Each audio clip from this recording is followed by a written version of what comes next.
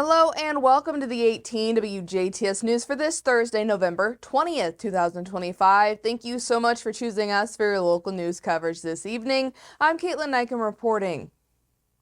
Kaitlyn Allen, MD, has joined the active medical staff at Deaconess Memorial Medical Center. She will provide general surgery services through Evansville Surgical Associates Division of ESA Jasper at Deaconess Clinic General Surgery Jasper, previously Memorial Surgical Associates. Dr. Allen earned her medical degree from University of Louisville School of Medicine in Louisville, Kentucky, and completed a surgical residency at Memorial Health in Savannah, Georgia. She was most recently served as an active duty officer in the United States Air Force and as a general surgery attending physician at Brooke Army Medical Center in Fort Sam, Houston, Texas. Dr. Allen is a diplomat of the American Board of Surgery. To schedule an appointment at Deaconess Clinic General Surgery in Jasper, you can call 812-996-6580. The clinic is located in the Medical Office Building, previously the Medical Arts Building, Suite 220 at 721 West 13th Street in Jasper. Also from Deaconess Memorial Medical Center, orthopedic providers at Norris Blessinger and Wolkenberg Orthopedics and Spine have transitioned from private practice to become part of the Deaconess Health System. The clinic's new name is Deaconess Clinic Orthopedics St. Charles. Providers at this location include Brian Blessinger, MD, Randall Norris, MD, Brian Wolkenberg, MD, Kelsey Jansen, PA, Jared Lampert, PA, and Madeline Vinson, PA. The Martin County Chamber of Commerce will cease operations on November 30th, 2025, citing declining membership and insufficient dues to maintain office expenses and business support services. According to the Chamber, the decision comes after months of evaluation and a review of financial challenges that made continued operations unsustainable. All remaining meetings have been canceled. Members with questions may contact the Chamber at Martin County Chamber of Commerce at gmail.com or by phone through 812-295-4093 through the end of this month. The Chamber expressed appreciation to its members, volunteer sponsors, and community partners for their long-standing support, noting that the organization's years of work in business advocacy and networking across Martin County. The board said it will continue working to address outstanding matters and assist members during this transition.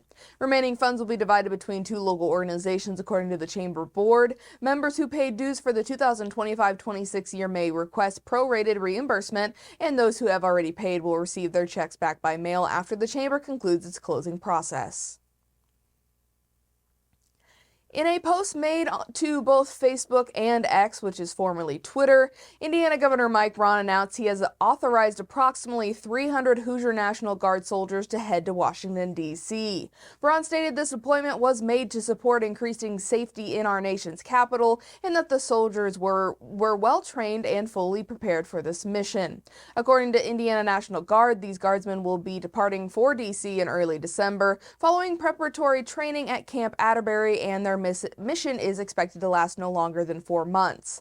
Under the command of the D.C. National Guard, the Indiana Guardsmen will be replacing soldiers and airmen from other states who have been mobilized since August of this year. Indiana legislators recently gathered this past Tuesday at the State House for Organization Day, the ceremonial start of the Indiana General Assembly. Organization Day marks the annual first roll call of all state lawmakers and provides members of the Senate and House of Representatives with the opportunity to meet before the session officially reconvenes on January 5th. By state law, the 2026 session will conclude on or before March 14th.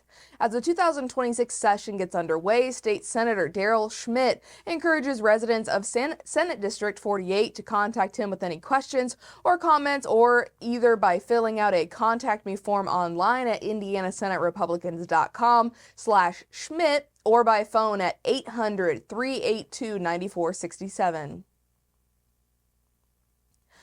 Building Community 2025 will host Finding Peace in Troubled Times, the 8th event in its Teach-Ins 2025 series, on Thursday, December 4th, starting at 6:30 p.m. Eastern at St. Benedict's Brewworks Monastery Event Hall in Ferdinand.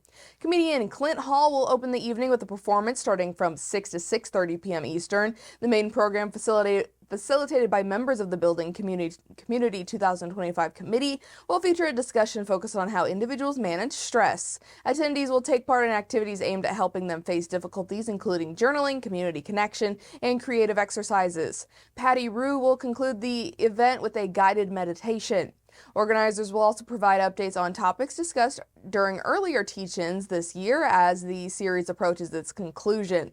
Teach-Ins 2025 is a nonpartisan community initiative rooted in the educational forums of the 1960s, designed to encourage fact-based discussions and a willingness to learn. The series began back on May 22nd and has hosted 7 prior events, each drawing between 45 and 60 participants. The upcoming program marks the 8th installment. Teach-Ins are informal, participatory forums structured to promote equity, inclusion, and face-to-face dialogue on social, political, and environmental issues.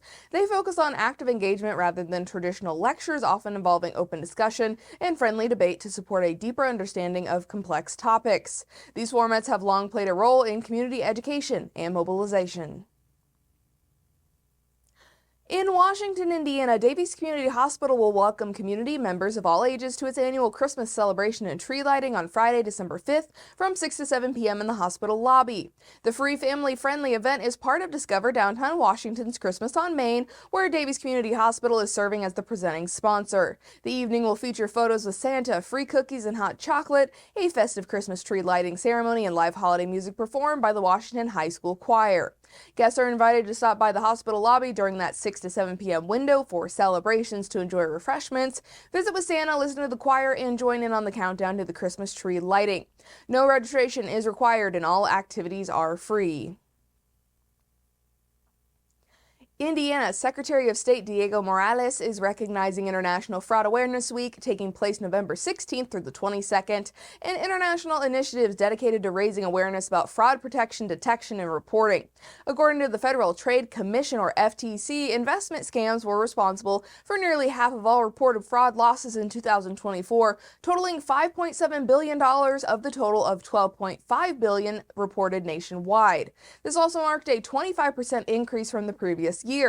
As part of the International Fraud Awareness Week, Hoosiers are encouraged to remain alert of these warning signs of potential investment or financial fraud. Guaranteed or risk-free returns, pressure to act quickly and make an immediate decision, requests for payment in cryptocurrency, gift cards, or wire transfers, unsolicited offers from strangers on accounts impersonating celebrities or public figures, online or romantic relationships that suddenly shift to financial discussions or investment opportunities. For more information about fraud prevention resources and investor protection programs offered by the Indiana Securities Division under the Secretary of State's office, you can visit securities.sos.in.gov. There's a renewed focus on veterans and the sensitive topic of suicide. The Department of Veteran Affairs says there's an average of 17.6 suicides per day among veterans, a rate that's far higher than in the general population. The department launched the Mission Daybreak Grand Challenge back in 2022 to award $20 million to groups working on solutions to the veteran suicide crisis. The national nonprofit Stop Soldier Suicide is among the recipients for its Black Box project. It uses AI to analyze data from the devices of veterans who have taken their own lives in an attempt to better identify those who may be at risk of self-harm. If you are a veteran in crisis or know someone who is, the National Suicide and Crisis Lifeline can be reached 24/7 by calling 988. And that has been your Thursday news right here on 18 WJTS. Next up is your weather forecast.